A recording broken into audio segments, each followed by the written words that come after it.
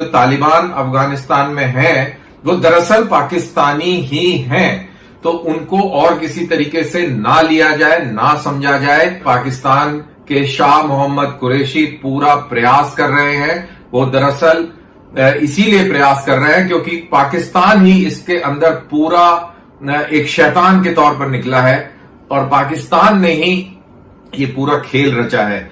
धोखा दिया अमेरिका को और तालिबान के साथ अपनी फौजें लगाकर पूरी बदमाशी करी है।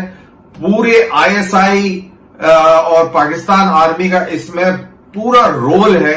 अफगानिस्तान की सैनिक अपने आप को बिट्रेड महसूस कर रहे हैं। उनको लग रहा है कि हमारे साथ धोखा हुआ। अगर इनके नजरिए से देखा जाए तो अफगानिस्तान के जो सैनिक थे उनको धोखाधड़ी महसूस हुई। वो धोखाधड़ी इसलिए महसूस हुई कि जो गवर्नर थे उनको तो आईएसआई ने तोड़ लिया था। उनको तो पैसे पूसे खिला के उनको तोड़ लिया था। जो आपके जो सैनिक थे, जो जर्नैल थे, वो भी टूटे हुए थे। तो वो मैसेज दे रहे थे अपने सैनिकों को फ्रंट लाइंस पर कि भाई लड़ने की अब कोई जरूरत नहीं है, आप सरेंडर कर दें क्योंकि अब एक हमारा एग्रीमेंट होने जा रहा है और एक इंटरिम सरकार बनेगी। यह मैसेज भी सुनते जा रहे थे। गनी साहब भी बोल रहे थे कि एक मिलीजुली सरकार बनाएंगे, इंटरिम सरकार बनाएंगे और इस तरीके के फीलर्स भी जा रहे थे। जब कंधार की लड़ाई चल रही थी तब अब्दुल्ला और उनके जो सेना के प्रमुख थे वो दोहा में इनसे मिलके भी आए थे।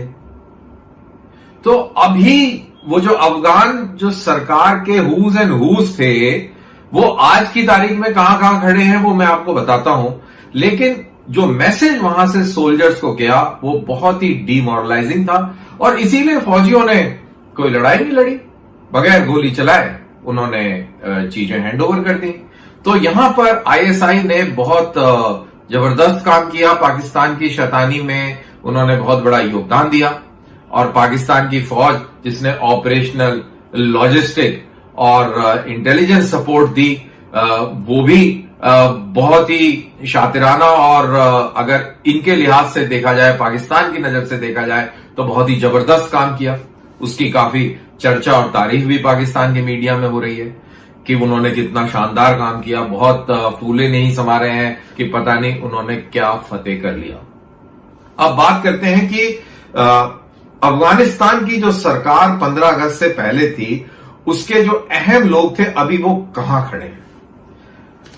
तो ये एक लिस्ट बनाई है मैंने और इस लिस्ट में सबसे पहले जो वहां के राष्ट्रपति थे गनी साहब।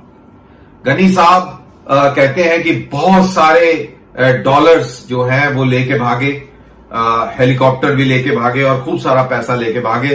तजाकिस्तान ने उनको उतरने से मना कर दिया और वो जाके यूएई के अंदर उन्होंने पनाह ली। उसके बाद उन्होंने मैसेज भी दिए। इनके साथ हैं इनके नेशनल सिक्योरिटी एडवाइजर मुहिब और इनके जो चीफ एडवाइजर थे फजली वो भी इन्हीं के साथ हैं। और इस बात का खुलासा ईरान की न्यूज ने दिया है। दूसरे जो अधिकारी हैं अब्दुल्ला गुलबुद्दीन हिकमत्यार, ये भी अब्दुल्ला के साथ में काबुल के अंदर ही हैं और इनके साथ में कारजाई साहब भी हैं। जो गनी से जो पहले जो राष्ट्रपति थे मोहम्मद कारजाई वो भी काबुल में ही हैं और ये तीनों मिलकर एक अंतरिम सरकार बनाने के प्रयास कर रहे हैं तालिबान से मिलकर। तो स्थिति बिल्कुल क्लियर हो जाती है कि अगर आप अभी काबुल के अंदर ही हैं और तालिबान से बातचीत कर रहे हैं तो आप की लॉयल्टीज कहां थी उस समय। ये रातों रात तो आपकी लॉयल्टीज नहीं बदली हुई। आप काफी समय से पाकिस्तान के साथ कोलैबोरेशन में थे और अंदर खाने आप अपने ही मुल्क की जड़ें काट रहे थे। ये बिल्कुल क्लियर हो जाता है कि ये कहां खड़े हैं और इसका क्या कारण है। अब एक तीसरा गुट है। तीसरा गुट है जो तालिबान के साथ बिल्कुल भी उसी छत के नीचे काम करने को तैयार नहीं है और उसके जो झंडा बरदार हैं वो हैं अमरुल्लाह सालेह। अब अमरुल्लाह सालेह जो है ये अहमद मसूद के साथ में जा मिले हैं। अहमद शाह मसूद के पुत्र हैं और अहमद शाह मसूद ने पंजशीर की डिफेंसेस ऐसी जबरदस्त बनाई कि सोवियत यूनियन भी, उसकी फौजें भी पंजशीर पर कब्जा नहीं कर पाई। एक अफवाह उड़ाई गई कि अमरुल्लाह सालेह और अहमद मसूद जो है वो अभी तालिबान की सरकार में जुड़ रहे हैं। वो प्रोपेगेंडा वॉर किया गया मनोबल तोड़ने के लिए, उनके रैंक और फाइल में कंफ्यूजन करने के लिए, लेकिन फटाफट उसका एकदम खंडन भी आ गया।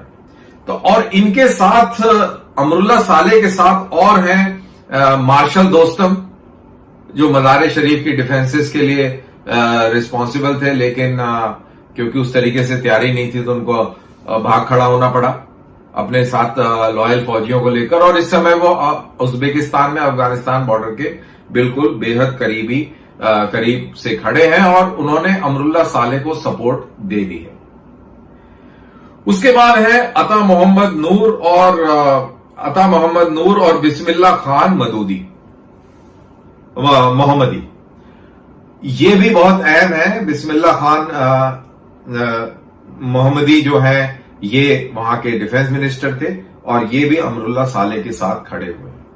तो कहने का मतलब है कि ये लोग अपने मुल्क के साथ खड़े हुए थे। इन्होंने अफगानिस्तान का झंडा उठाया हुआ था और उधर गनी, मोहिब, फजली, अब्दुल्ला, गुलबुद्दीन हिकमत्यार, ये जो थे इन्होंने जड़ें काटी अफगानिस्तान की और ये अफगानिस्तान के हिसाब से देशद्रोही है। बट पाकिस्तान इनको देशद्रोही नहीं कहेगा, पाकिस्तान इनकी तारीफ करेगा और वतन परस्त कहेगा।